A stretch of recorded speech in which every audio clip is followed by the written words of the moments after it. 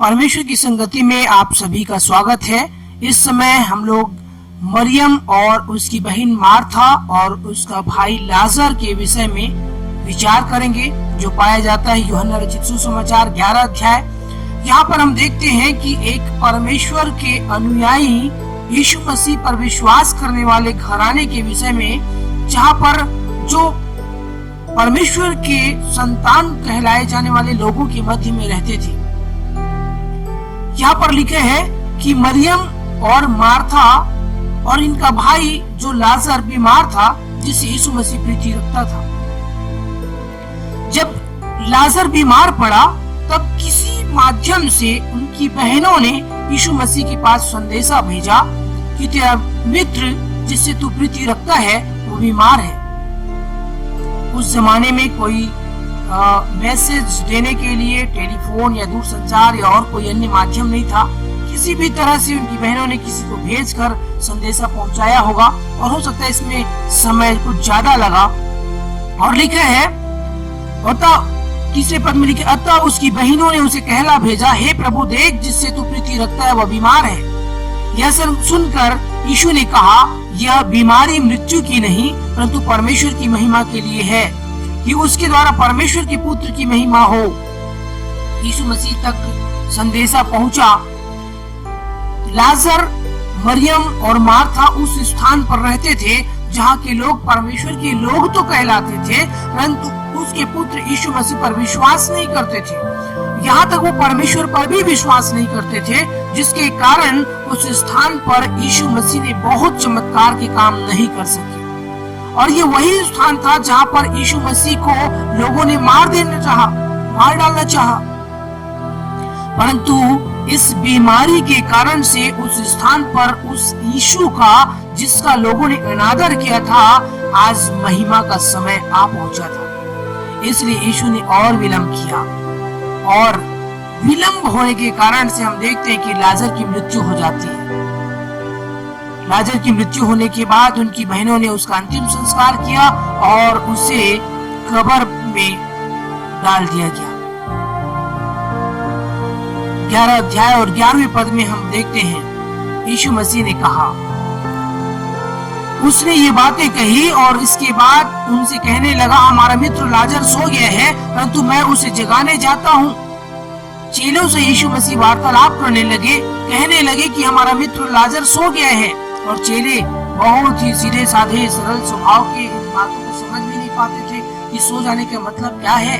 और तब यीशु मसीह ने स्पष्ट कहा कि वो उसकी मृत्यु हो चुकी है।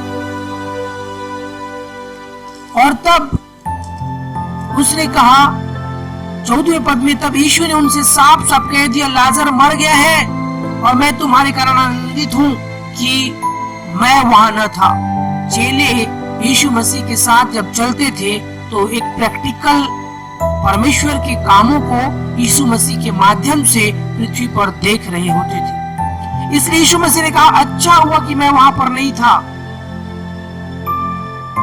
एक परमेश्वर के उपस्थिति में यीशु मसीह पुत्र की महिमा वहां पर होनी है, और यदि वहां पर स्वयं यीशु मसीह होता तो शायद ये परिस्थितियां निर्मित नहीं होती और चेले इस बात को नहीं देख पाते। इसलिए यीशु मसीह ने इस बात को कहा। और तब 16वें पद में लिखा, तब थोमा ने, जो दिदुमुस कहलाता है, अपने साथी चेलों से कहा, आओ हम भी उसके साथ मरने को चलें, क्योंकि उन्हें मालूम था ये वही स्थान था जहाँ के लोग यीशु मसीह को ग्रहण नहीं करते थे। परंतु आज समय आ गया था कि उस स्थान में उस यीशु की महिमा हो, परमेश्वर पिता के नाम से। तब यीशु मसीह ने 17वें पद में लिखा, वहां पहुंचने पर यीशु को यह मालूम हुआ कि लाजर को कब्र में रखे 4 दिन हो चुके हैं। लाजर का देह सड़ चुका था, जैसा साइंस कहती है 72 घंटे में जो बॉडी होता है वो खराब हो चुका होता है, और ये उससे अधिक समय हो गया था, तो निश्चित तौर से वो खराब हो चुका था।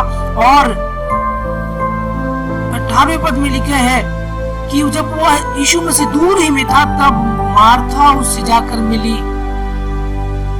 और बहुत से यहूदी मार्था और मरियम के पास उनके भाई की मृत्यु पर शांति देने के लिए आए थे।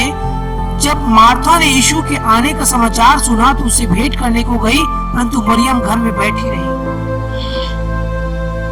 यहाँ पर हम दोनों बहनों के विषय में जानते हैं कि जब तक सब कुछ अच्छा था तब तक मरियम दौड़ के यीशु से मिला करती थी, परंतु आज जब उसका भाई लाजर बीमारी की दशा में मर गया और उस पर यीशु मसीह की सहायता नहीं पहुंची, तब मरियम यीशु से मिलने नहीं पहुंची। जब तक हमारे पास आशीषें आती है, जब तक हम परमेश्वर से अनुग्रह और आशीष और धन और संपत्ति और खुशियां और सब कुछ लेते हैं, तब हम भी बढ़ चढ़कर संगति में, दुआ में, प्रार्थना में, सभाओं में जाते हैं। परंतु जब विपरीत परिस्थितियां आती है तब हम उससे मुलाकात करने से कतराते हैं, हम दूर भागने लगते हैं, हम उसको कोसने लगते हैं, हम छोड़ देते हैं। यही बात यहाँ पर हम देखते हैं। परंतु मार्था ने वहां पर यीशु की अगुवानी की और मार्था ने यीशु से कहा, हे प्रभु, यदि तू यहाँ होता तो मेरा भाई कदापि न मरता। 22 पद में लिखा, और अब भी मैं जानती हूँ जो कुछ तू परमेश्वर से मांगेगा परमेश्वर तुझे देगा। धन्य है मार्था जिसने इस बात को कहा। और 23 पद में लिखा है, यीशु ने उससे कहा, तेरा भाई फिर जी उठेगा। लेकिन यही मार्था जो अभी थोड़ी ही देर पहले उसने कहा कि जो तू मांगेगा अभी भी परमेश्वर वो तुझे देगा, यही मार्था जब यीशु ने कहा कि तेरा भाई जी उठेगा तब घबराने लगी। और मार्था बोली, मैं जानती हूँ कि अंतिम दिन में पुनरुत्थान के समय वह जी उठेगा। 25 पद में लिखा है, यीशु ने उससे कहा, पुनरुत्थान और जीवन मैं ही हूँ। जो कोई मुझ पर विश्वास करता है वह यदि मर भी जाए तो भी जिएगा। जीवन और पुनरुत्थान की बातें मार्था की समझ से परे हो गया, क्योंकि उसने जो सीखा था, जो सुना था, उस पर विश्वास कर रही थी। परंतु जो जीवन और पुनरुत्थान उसके सन्मुख था यीशु मसीह के रूप में, उस पर वह भी विश्वास नहीं कर सकी। मेरे प्रियो, कई बार हम भी विपरीत परिस्थितियों में अपने उस उद्धारकर्ता, उस यीशु मसीह को सन्मुख होकर भी उस पर विश्वास नहीं कर पाते।